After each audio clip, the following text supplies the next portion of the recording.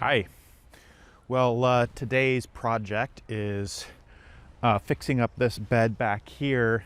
This bed back here became the pumpkin patch as well as where I do the peas. My intuition was that this wouldn't get as much sun early on in the season, and so it'd be a better place for the peas to not get fried.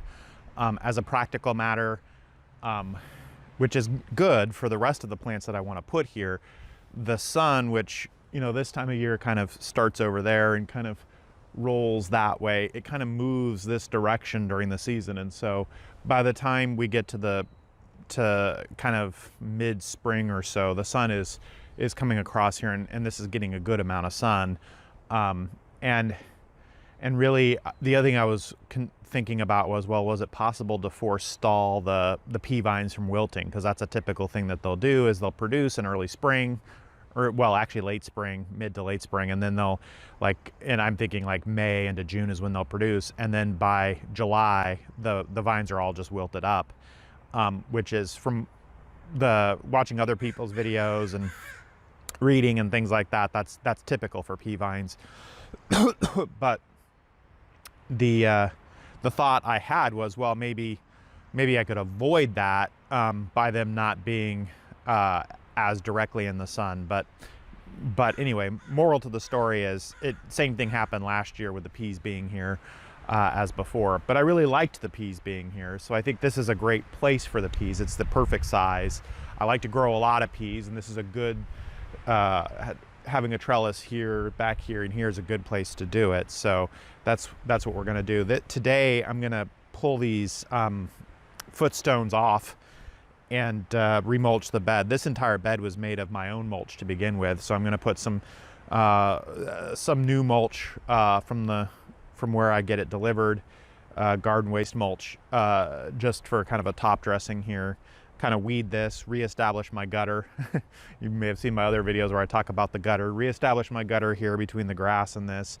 And then I'm debating whether to redo these posts, because I want to do something that's a little more, that looks sturdy, a little more formal, a little more rugged, a little more like it's really going to hold kind of thing. And so, yeah, I'm debating, should I put in new posts? I mean, these have held pretty well, so maybe these are good. I do want to put in a new, like, more kind of a metal fencing here, is what I'm thinking. So I don't know, this one's shorter than the rest, so I may like just clean it up by leveling them out, maybe putting a top board on them to make them look nicer. I was thinking about, do I paint them or not? It's kind of the thing, I mean, it's functional as is, so how much time do I want to spend on just beautifying it, right, is really the question, particularly when we've got so much else to do in this garden. I'm going to be behind all season at this point, it feels like. So I want to get to a point where I feel like I'm able to enjoy kind of maintaining the garden and not feel like I'm under the gun to get everything done before things happen. I don't know if you other gardeners feel that way, but yeah, it's like this time of year, it's like, okay, I got to get my seeds planted. I'm actually, some of the seeds that I planted over a month ago, now I've got to I got to start potting them up or consider whether to put them in the ground. I've got to get the compost back out into the field as quickly as possible, get my beds ready. I mean, there's just, now is game time. It's like there's no time left. I expect our end of the frost period will be probably around April 15th, and it's beginning of March now. So it's go time right now to really like get the garden like in perfect condition for the spring into summer growing season. So yeah, I'll keep doing videos so you can see how I do on that. I think it's the infinite game. I don't think it'll be perfect. I think I'll have areas of the garden that just look beautiful, and I'll have areas that are kind of in process and never fully done. I think that's how it's going to go, especially with this size and it just being me doing it on my own here for the most part. Okay, see you guys. Well, I retreated into the basement nursery because it was raining on me outside. I'll return to my outside projects hopefully soon. I like to get those in as much as I can. Always prefer to be outside as a gardener. But having this basement nursery where I can also work on some gardening tasks when that happens is such a treat, right? That's a great thing. So what I'm doing here in this cell tray is planting peas. I planted sugar snap peas here And I actually have like 3 trays of these sugar snap peas. I've gone back and forth as to whether to plant trees and sell trays like this. A lot of people say you shouldn't do that because they don't like the roots to be disturbed. I did it for several years and it worked okay. And then last year I did a combination of some in trays and some out direct sown. I mean, the problem with direct sowing for me is we've got so many birds and they just come in and they tackle it. And of course I could put netting or something up over some kind of covering over my new, where I plant seeds to protect it from animals, but I've been too lazy to do that. I mean, starting things in trays is the true and try way. And even if I lose some, I plant so many that it tends to work out okay.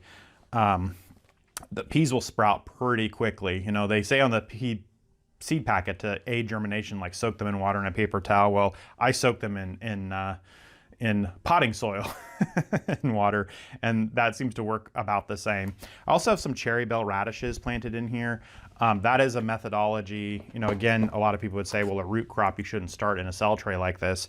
But there's a methodology, and I've talked about him before, Charles Dowding. It seems like I talk about it a lot, but I've watched some other kind of videos and podcasts from other gardeners, particularly UK gardeners, where Charles is from, and he's pretty well known in a lot, and he's created kind of methodologies that a lot of people follow. And one of them is this idea of multi-sowing. And so things like radishes, I'll plant like 3 or 4 seeds in here in these cell trays per cell.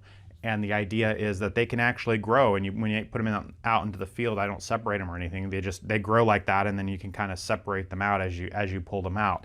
Do the same thing with beets, spinach, and so the one thing that I've never had success trying to grow seed this way and then put out into the field, which everyone would tell you not to even try that, and I would agree it doesn't seem to work for me either, is carrots. So if I want to grow carrots, the only time I've been successful is direct sowing.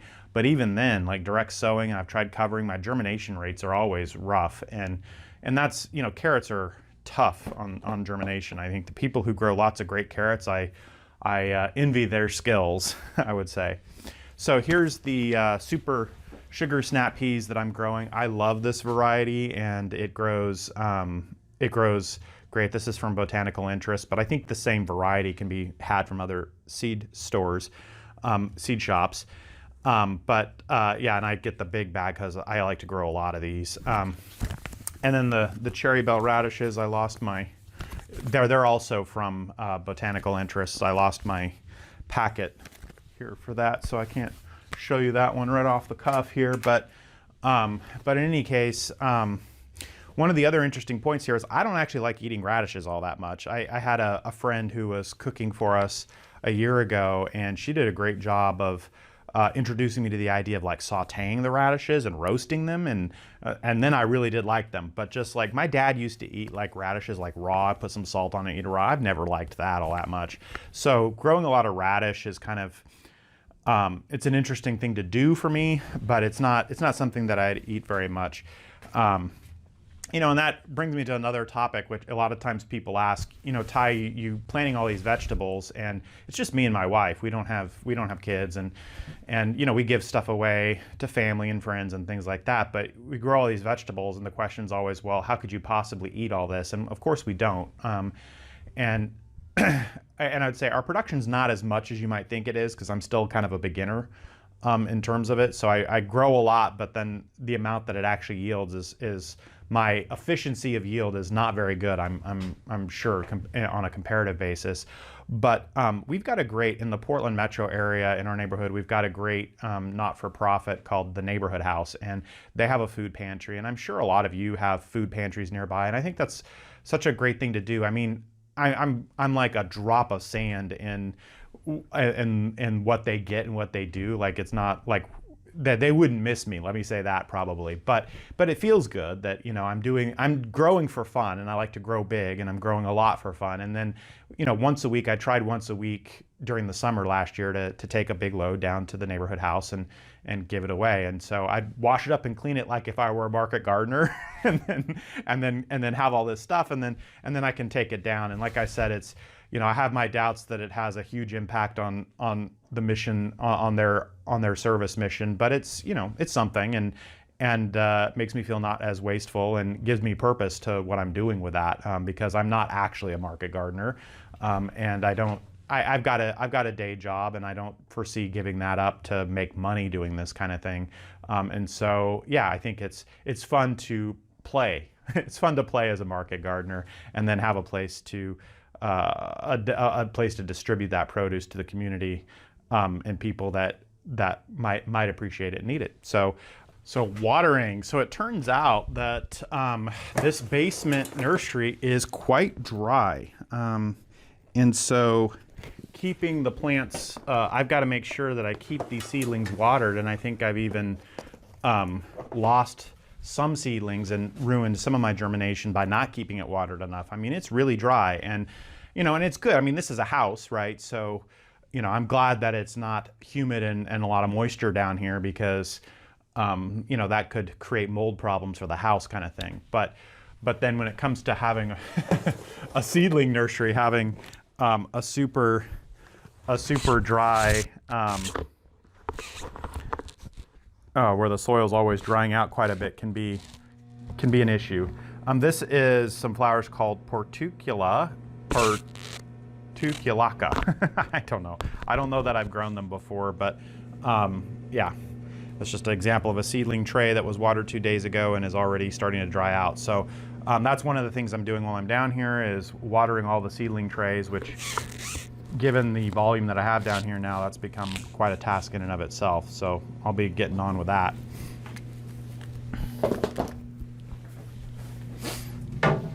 There's a little utility sink down here that I fill up my watering can with.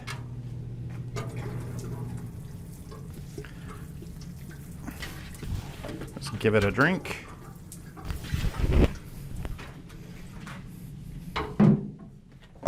So these trays that I'm using, when you buy 10-20 trays, the typical tray is not this thick. I've been paying a little bit extra to buy the more kind of thick, sturdier trays, because what happens in my experience is that the typical ones, even within a year, they start getting cracks, and particularly around the corners and different areas, and so they don't hold water. So this thing can really hold water. Like I can drown this and have water in the bottom so that it feeds up over time if I wanted to. I haven't been doing that. I like to try to keep track of what moisture is needed.